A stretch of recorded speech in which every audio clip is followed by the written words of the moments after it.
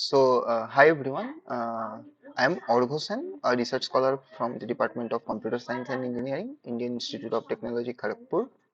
So today I'll be presenting mmAssist, passive monitoring of drivers' attentiveness using mmWave sensors. So inattentive driving is one of the common cause of road accidents. Monitoring driver attentiveness achieved significant importance by researchers for quite some time. However, the state-of-the-art techniques are primarily inclined towards privacy breaching, video-based or image-based processing.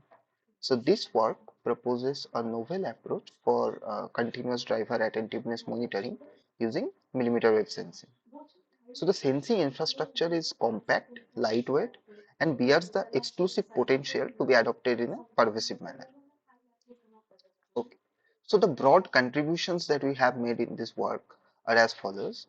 So first we conduct a survey as our pilot study on users' preference on the need for an alternate modality to the existing state-of-the-art approaches for detecting driver inattentiveness. So the second contribution, we leverage a single commercial off-the-shelf millimeter wave radar to design a novel approach to monitor driver attentiveness. We have collected a comprehensive driving dataset of driver activities with an mmWave radar installed inside a car. So in total, we have collected 11 hours of in-car driving dataset and 4 hours of in-lab data collected in a simulated environment. And the final contribution, we developed a 2D CNN classifier for driver attentiveness monitoring where we can achieve a weighted F1 score of 88% in lab setup and 79% in case of a real deployment setup. However, so the broad challenges with the existing modalities, especially the image and video-based modalities, are as follows. So the broad research initiatives, they have explored diverse techniques to study driver attentiveness, such as assessing the vehicle's orientation within the environment or the behavioral and physiological measures of the driver. So the direct behavioral observation of the driver primarily relies on image or video-based processing. But individuals, not only the driver but also the passengers present inside the car, they have a low preference over their images getting captured due to inherent privacy concerns. So also it requires costly resources for capturing and processing the image or video based data, thus elevating the overall cost of the implementation. So first we conducted a survey on having a user preference for the existing state-of-the-art approaches. So the broad objective of this survey is what is the general user's view on using a camera to monitor the driver or passengers, and what is the general user's perspective on the usage of wearables and body-mounted sensors while driving. So in the first survey, we have made the following queries: whether the user is comfortable to get recorded with a camera while he is in a public vehicle, or maybe he is in a personal vehicle, and also if the data collected is processed locally or the data collected is processed remotely. So these are the queries that we have made in our survey. We observed that around 54% of the people, they are comfortable being continuously getting monitored in case if it is a public vehicle. But in case it is a private vehicle, the number of surveys drops to 10%. Also 35.4% surveys they answered they are not at all wishing to get monitored all the time. And around 33% of the people, they are comfortable being recorded if the data is processed or stored locally. But more than 45% of the people, they strongly dislike the data storage and processing in a remote cloud system. And and also we have made the following queries: whether the driver or passengers are comfortable with having a wearable modality for sensing driver attentiveness. So in this case, we observed that 55.2% of the people, they preferred wearables over any other sensors attached to their head or the body. So a significant 34.5% of the people, they responded as they don't wish such a sensor. So this clearly indicates reluctance to leverage such devices to monitor a driver. So this reflects some critical impression of the general population. So people are not comfortable with continuous video monitoring and would avoid being in the midst of it. And people would prefer wearables that can be owned easily, such as on the hands or on the wrists. So motivated by these factors, this work proposes mmAssist, an unobtrusive contactless driver attentiveness monitoring system using commercial off-the-shelf mmWave radar. So it captures different drivers' activities associated with the attentiveness of the driver. So the proposed technique has multiple advantages over the state-of-the-art image-based approach. It significantly lowers the individual's privacy concerns. It can also work under different background conditions, such as the lighting condition of the car or the background acoustic noise present in the vehicle. So, being passive monitoring, it even avoids arguably invasive measures, such as use of wearables or any other active monitoring modality. However, there exist certain problems in designing a MMO-based approach. So, first of all, within a car, other than the driver, there can be multiple passengers also present. So, those passengers, they can also lead to reflection of the MMO pattern and can add up more noise. And the second challenge is pattern annotation. We know that manual data annotation needs a significant amount of time and labor and also contains human errors and level jitters. Right. So we need a automated and efficient annotation technique to design a supervised learning model. Uh, Finally, detection of inattentiveness. So capturing signatures specific to inattentive activities adds more noise in the reflected image signal. Thus, we need noise removal techniques to finally design the driver attentiveness system. So before heading towards the final design of our work, let's discuss some of the preliminaries in sensing using mmWave modality. So in this work, we use frequency modulated continuous wave FMCW radar. So this FMCW radar, they generate continuous frequency modulated chirps and transmit those chirps. And if a user or any other object present in vicinity or in front of the radar, those chirps gets reflected back. And once the transmitted chirp and reflected chirp are both are present at the FMCW radar, it generates IF signal or intermediate frequency signal. So from this intermediate frequency signal, we can determine the round trip time of the entire transmitted chart. And from this round trip time, we can determine the distance where the user or where the object is present. And also, once the reflected chirp reached our FMCW radar, from there we can determine the phase difference, and from the phase difference we can determine the corresponding movement or the corresponding speed of that user. Okay. So this range information and the speed information, speed or we can also say it as a Doppler information. So this both these informations are captured in a 2D format like this, where on the abscissa we have the range information and on the coordinate we have the Doppler information. So we assess drivers inattentiveness with the following perspective. So if the driver is diverted from driving the vehicle, whenever the driver is looking right or the driver is looking left or the driver is talking or the driver is yawning, and when the driver is attentive and is looking forward, right? So based on the associated classes, we capture the corresponding range Doppler heat map.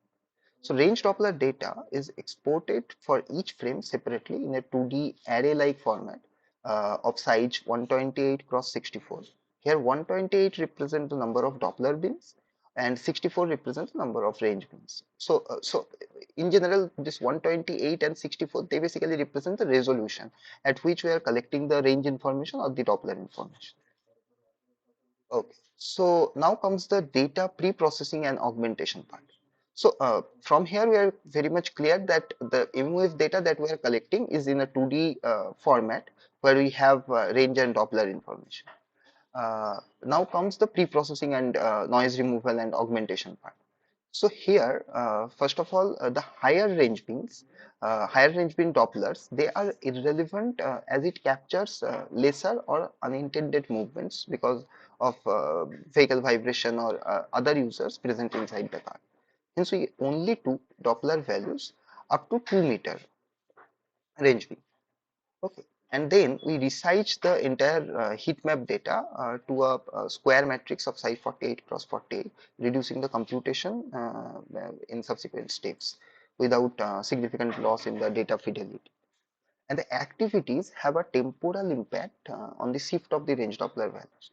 So to capture those temporal impact in the range Doppler data, we stack multiple consequent frames of the range Doppler to achieve a 2D array of size 48 cross 48 cross 4. Okay, so this four range Doppler frames is captured at 2 fps, and each activity shows a distinguishable range Doppler pattern, usually within the first 2 seconds.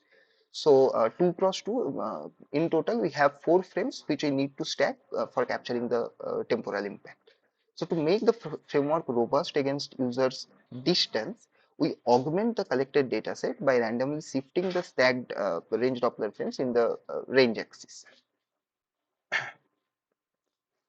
Okay, so after the data pre-processing and augmentation, here we'll discuss the model architecture that we have used.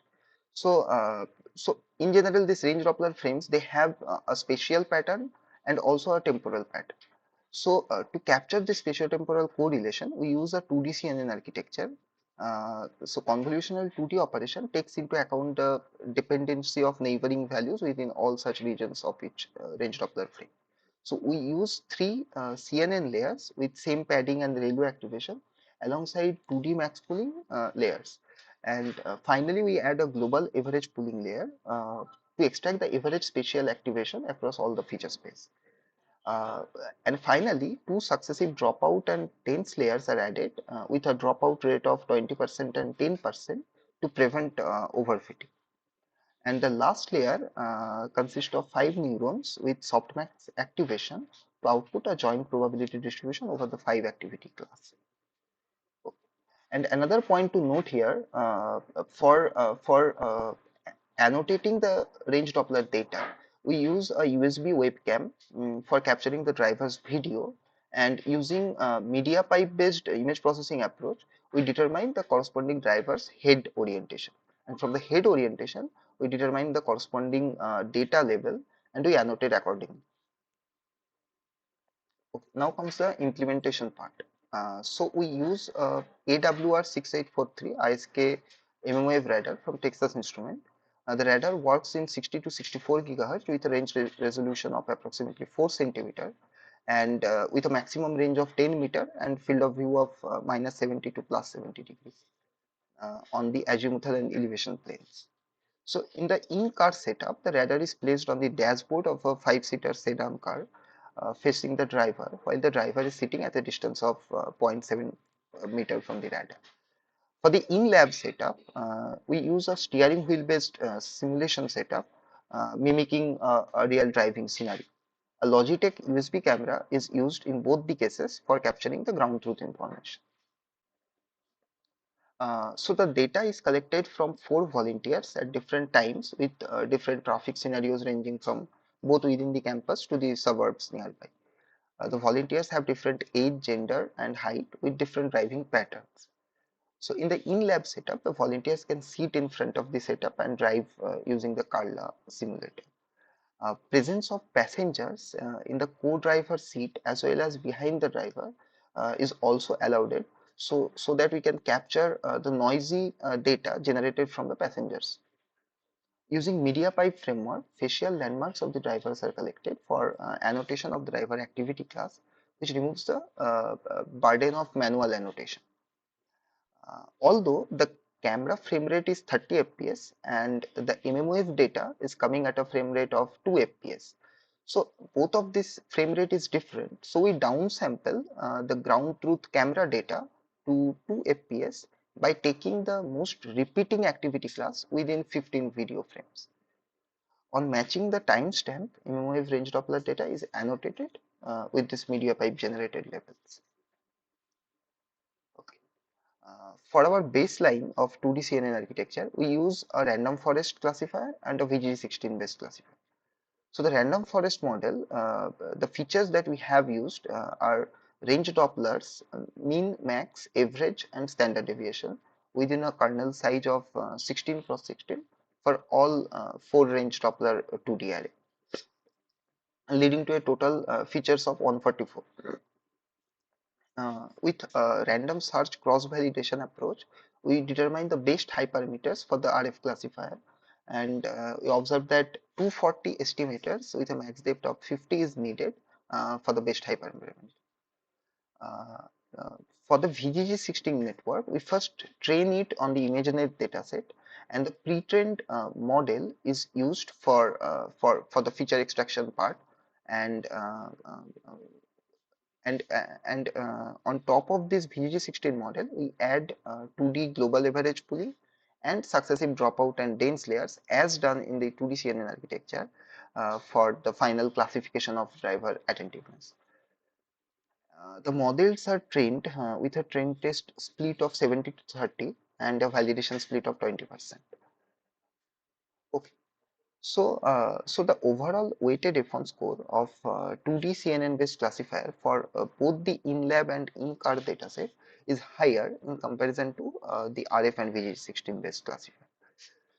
The VGG16 based classifier is pre-trained with the ImageNet dataset and doesn't fit well in engineering features from a 2D range Doppler heat map. Although in comparison to this VGG16, RF classifier features can determine the user's position and Doppler variation in a more efficient way, leading to slightly better performance in comparison to VGG16. Although 2D CNN has more freedom in engineering the spatiotemporal features, as the features are not hand engineered like in case of RF, and also it has a low inference time because of lower number of CNN layers with respect to VGG16. Okay. For the in-lab dataset, we observe F1 score for looking left, looking right, and yawning is higher than 80% for 2D CNN classifier. However, the accuracy is lower and close to 77% and 63% in case the activity is stalking or looking forward.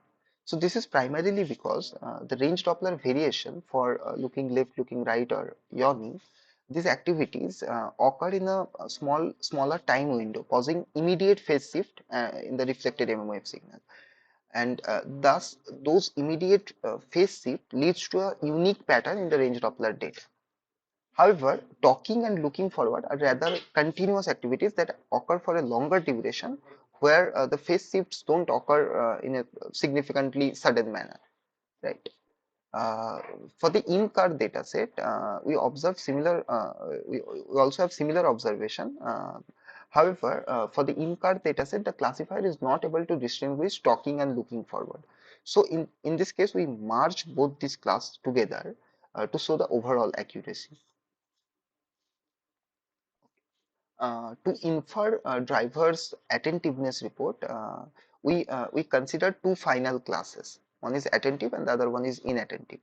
So we merged looking forward, looking right, looking left, looking right, talking and yawning together as the inattentive class, and looking forward as our attentive class. So all the three classifiers are trained with this modification, and we observe a weighted F1 score of 88% for the 2D CNN classifier in case it is the in-lab dataset, and also we observe 79% of weighted F1 score in case it is a real-world in-car dataset. So in conclusion, using mmWave modality, we can indeed pervasively sense the key activity features needed for drivers' attentiveness. However, detecting continuous macro activity such as looking forward or talking remains challenging.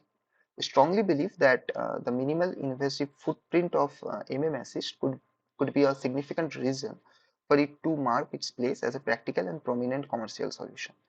Also, indoor activity sensing is much easier than in-vehicle activity monitoring, as small-scale vibrations coming from the vehicle movement or coming from the other passengers' movement can also impact the Doppler information, which is not true in case of indoor activity monitoring.